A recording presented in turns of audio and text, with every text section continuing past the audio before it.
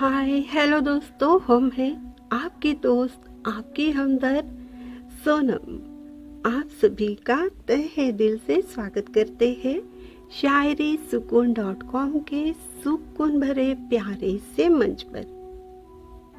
आज हम आपके लिए लेकर आए हैं महाशिवरात्रि के पावन अवसर पर भक्तिपूर्ण शायरी पेशकश।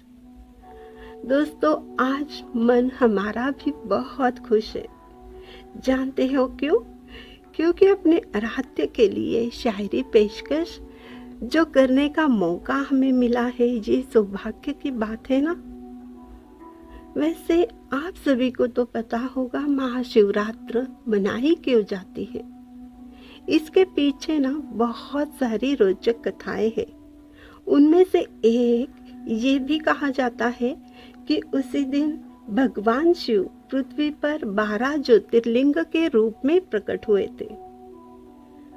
और ये भी कहा जाता है महाशिवरात्रि के दिन ही शिव वैराग्य अवस्था छोड़ गृहस्थ जीवन में प्रवेश करते हैं। उसी दिन माता पार्वती से उनका विवाह होता है। शिव और शक्ति के मिलन का दिन यानी महाशिवरात्रि। तो चलिए सुनते हैं लाजवाब शायरा नेहा जी इनकी लिखी हुई ये शायरी। अर्ज किया है, तब का फल सती ने पाया, तब का फल सती ने पाया, शिवजी संग विवाह रचाया। अनोखा था ये बंधन सृष्टि का, अनोखा था ये बंधन सृष्टि का, ब्रह्मांड सारा खुशी से हर्षाया। दोस्तों, हम सभी जानते हैं ये कथा कि माता पार्वती ने भगवान शिव जी को पति रूप में पाने के लिए कितना कठिन तप किया था। और हर जन्म जन्म माता पार्वती और शिव जी का बंधन अटूट बन गया। और इसीलिए कुंवारी कन्या या शादी उत्सुक सभी शिव जी और माता पार्वती की पूजा करते हैं तथा दाम्पत्य जीवन में आशीर्वाद पाने के लिए भी ये व्रत किया जाता है। शिव शक्ति का प्रेम दर्शाने वाली और एक शायरी सुन लीजिए। अर्ज किया है, शिव पार्वती संगम है, शिव पार्वती संगम है, प्रेम और शक्ति का एक अटूट बंधन, त्याग और शक्ति का। शिव काल का रूप है, शिव अंत से अनंत तक है। भोलेपन में भक्तों पर कृपा की बरसात करने वाले भोलेनाथ जी जब गुस्सा होते हैं, क्रोध में आते हैं, तब तीसरी आंख खोलकर भस्म करने में जरा भी देर नहीं लगाते हैं। तो चलिए दोस्तों सुनते हैं और एक शायरी। लेकिन उससे पहले आपको कुछ बताना ही हम भूल गए। ऐसा ही होता है जब भक्ति रस में और वो शिव जी की भक्ति हो तो सब कुछ भूल जाना जायज है ना। तो बताते हैं क्या भूले हैं।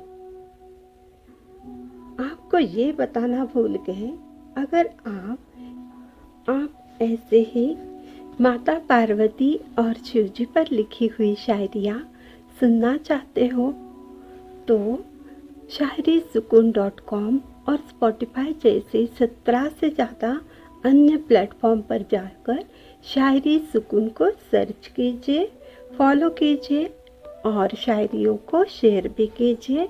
मनपसंद शायरियों का आनंद उठाइए। चलिए अब सुनते हैं अगली शायरी पेशकश। काल जिसके अधीन है, अनंत वो महाकाल है। काल जिसके अधीन है, अनंत वो महाकाल है। महाकाल जिसके अधीन है, पार्वती वो शक्ति का संचार है।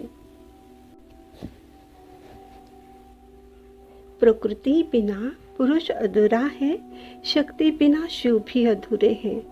ये बात तो हर युग युग में मानी जानी चाहिए। पुरुष और प्रकृति यानी नारी शक्ति पुरुष एक दूसरे के बिना अधूरे हैं। जब भृंग ऋषि नहीं माने थे तब माता पार्वती ने उन्हें श्राप देकर उनसे स्त्री शक्ति छीन ली थी। उस शक्ति छीन लेने के बाद भृंग ऋषि शक्तिहीन विकलांग बनकर गिर गए। तब उन्हें एहसास हुआ स्त्री शक्ति यानी नारी शक्ति पुरुष के लिए कितनी जरूरी है। बहुत खूब, कितनी अच्छी बात कही है ना। शिव काल का रूप है, शिव अंत से अनंत तक है। भोलेपन में भक्तों पर कृपा बरसाने वाले भोलेनाथ जब क्रोध आता है तो तीसरी आंख खोलकर भस्म करने में देर नहीं लगाते हैं। माता पार्वती जब महाकाली का रुद्र अवतार धारण करती है, किसी भी तरह से शांत नहीं होती है, तब सिर्फ उन्हें भगवान शिव ही शांत कर पाते हैं। कितना अद्भुत अलौकिक प्रेम भरा ये वैवाहिक जीवन का नाता है ना।